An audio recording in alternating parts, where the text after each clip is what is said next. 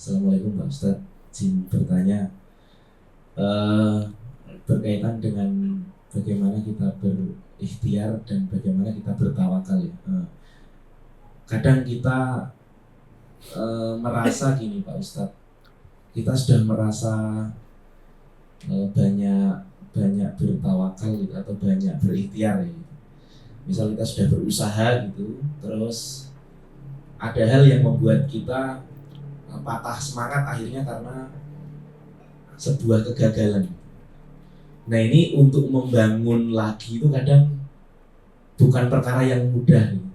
Jadi kadang kita ngerasa ya udah gagal, ya udahlah, gak usah dilanjutin gitu. Nah ya mungkin ada tips and tricks yang bagi kaum kayak saya gini yang mungkin tidak belum belum ilmu ininya belum begitu kuat gitu Pak Ustadz ya. Jadi kadang masih banyak ngeluh, banyak ini. Nah, itu tips and tricksnya agar kita mudah terbangun dari kegagalan-kegagalan itu.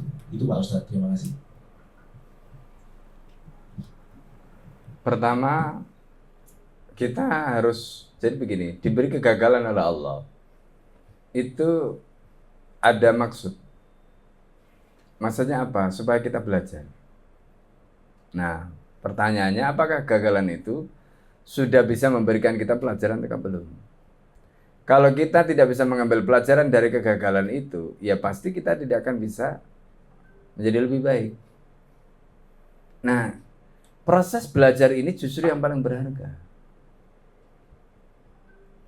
Itu poinnya. Itu kesadaran yang harus kita bangun. Nah, kesadaran seperti ini itu poin utama. Kenapa poin utama? Karena kesadaran inilah yang paling penting. Nah, di situ kalau di dalam istilah berpikir itu termasuk ihsas. Ya. Jadi kesalahan orang, kenapa dia tidak bisa bangkit, kenapa dia tidak bisa move on, kenapa dia tidak bisa berubah menjadi lebih baik, itu karena tidak adanya ihsas tadi, tidak adanya kesadaran tadi. Nah, kenapa tidak ada kesadaran? Karena dia tidak bisa mengambil pelajaran dari kegagalan tadi. Itu poin pertama. Nah, yang kedua, setelah ada kesadaran tadi, tinggal dievaluasi. Apa yang membuat dia gagal tadi? Ya, apakah tadi yang terkait dengan hukum sebab akibatnya tadi? Ataukah terkait dengan kaidah amalnya tadi? Ya, kadang-kadang orang itu kan, ini contoh ya, kadang-kadang misalnya gini, orang itu kan seringkali melihat orang lain ketika melakukan sesuatu. Dia lupa orang lain itu bisa melakukan sesuatu dan berhasil. Itu kan tidak bisa langsung diduplikasi oleh dia. Kalau dia bisa, kenapa saya tidak? Dia mencoba untuk menduplikasi sama seperti temannya. Tapi dia lupa temannya punya karakter yang tidak dia punya. Karena itu keberhasilan teman dia melakukan tadi belum tentu bisa diikuti. Nah, karena itu di sini pentingnya kita memahami potensi kita. Termasuk kira-kira apa yang cocok dengan saya ini. Nah, itu juga penting. Itu bagian dari membangun kesadaran tadi. Jadi kalau temannya itu bisa berhasil dengan pola seperti itu, dia belum tentu. Ya kan? Nah, ini artinya kita berbicara tentang kaidah beramal tadi. Maka pikirkanlah apa kira-kira ya sebelum kita melakukan tadi, atau kalau sebelumnya tadi sudah kita melakukan ikhtiar terus belum berhasil atau masih gagal, di situ kita cek. Jangan-jangan ya kemarin itu melakukan itu karena faktor tadi ya, nggak ada perencanaan, nggak pokoknya ya pokoknya saja gitu, melakukan gitu tanpa dipikir panjang. Nah, itu juga kemungkinan yang kedua. Nah, kemungkinan yang ketiga tadi itu bisa mungkin karena caranya, bisa mungkin karena wasilahnya. Misalnya begini, contoh ya, sama-sama jual katakanlah makanan di jalan gitu. Kenapa yang satu berhasil, yang satu tidak? Itu ada banyak kemungkinan. Bisa caranya, entah itu mungkin marketingnya, mungkin kemasannya, mungkin cara dia jualnya, mungkin pelayanannya, itu kan cara semua. Alatnya, ya mungkin dia menggunakan sesuatu yang menarik dan sebagainya. Itu kemungkinan yang ketiga tadi, bicara cara dan alat, ya kan? Nah, kemudian kalau kemungkinan yang terakhir tadi, yang keempat tadi, mungkin kita setelah melakukan ini, kemudian kita belum berhasil, berarti setelah dievaluasi, berarti perlu rencana kedua. Rencana kedua ini jangan sama dengan rencana pertama. Kalau kita nggak mau gagal lagi, berarti apa? Bikin rencana yang lebih baik. Kan begitu. Dari kegagalan tadi, kita bikin rencana yang lebih baik. Jangan mengulangi dengan rencana yang sama, ya pasti akan gagal. Gitu. Nah, itu namanya serius. Diperbaiki, bikin lagi, terus begitu, perbaiki, sampai ketemu performanya, ketemu, berhasil. Nah gitu. Makanya kan perusahaan-perusahaan itu kan selalu begitu kan, eksperimen ini sampai berhasil. Kemudian ketemu pada satu titik yang kemudian dia berhasil tadi, di situ biasanya dia pertahankan. Tapi itu pun biasanya kan hanya sifatnya sementara. Dia nggak akan bertahan di situ karena nanti akan ada pesaing berikutnya akan datang.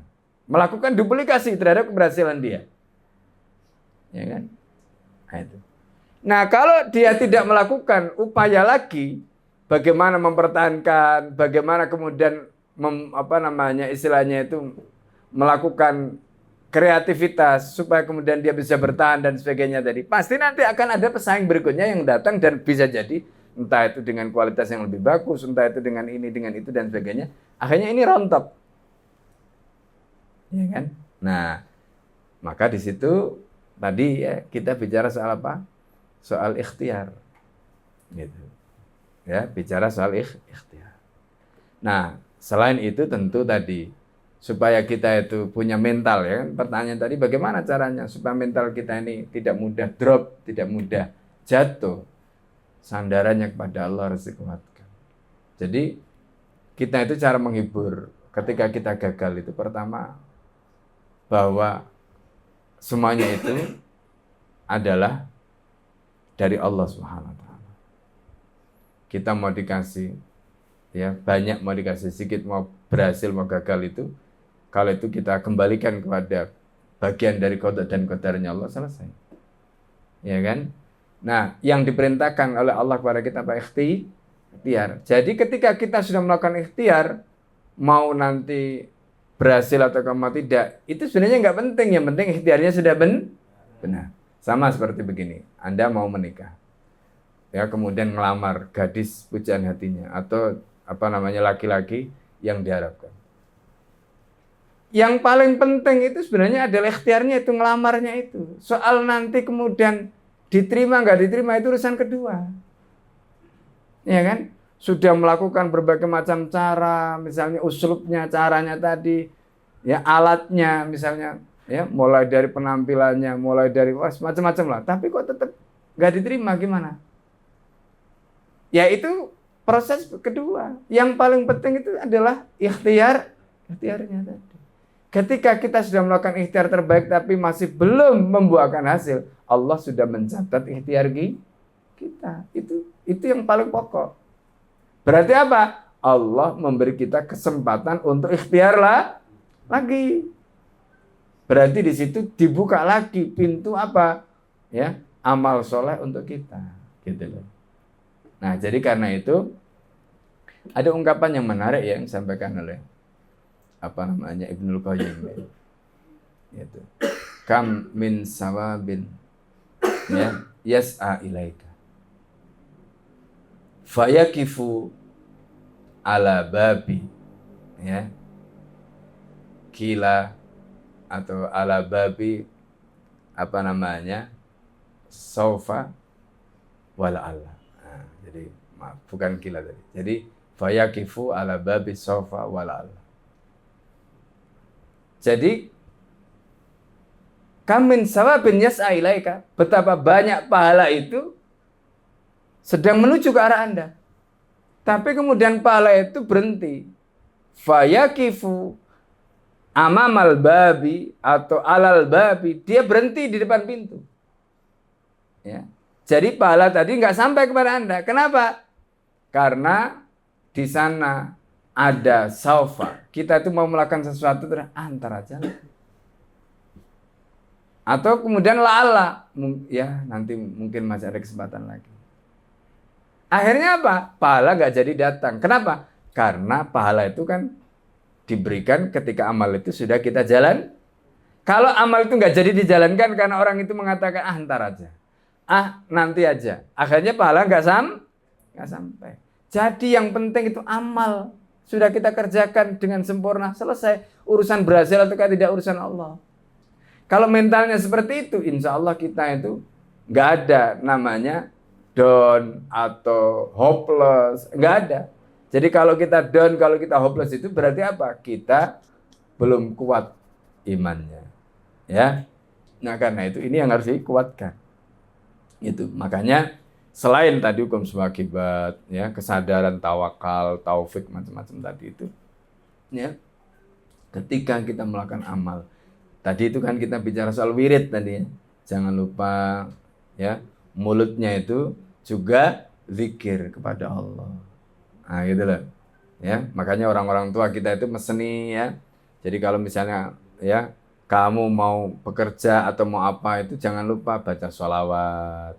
Jangan lupa baca misalnya tasbih ya. Ketika kita lagi suntuk baca tasbih subhanallah, alhamdulillah wa la ilaha illallah, Allahu akbar, la haula wa la quwata illa billah. Insya Allah nanti dibuka jalannya sama Allah. Ya, nah gitu. Jadi itu syariatnya Nabi. Nabi Yunus itu ketika suntuk dakwah ditinggal kaumnya, dicaplok sama ikan paus. Sampai kemudian akhirnya Allah keluarkan. Ya. Subhanaka inni kuntu minadh dhalimin. Itu doa beliau. Subhanaka inni kuntu minadh dhalimin. Nah, ini keluarkan.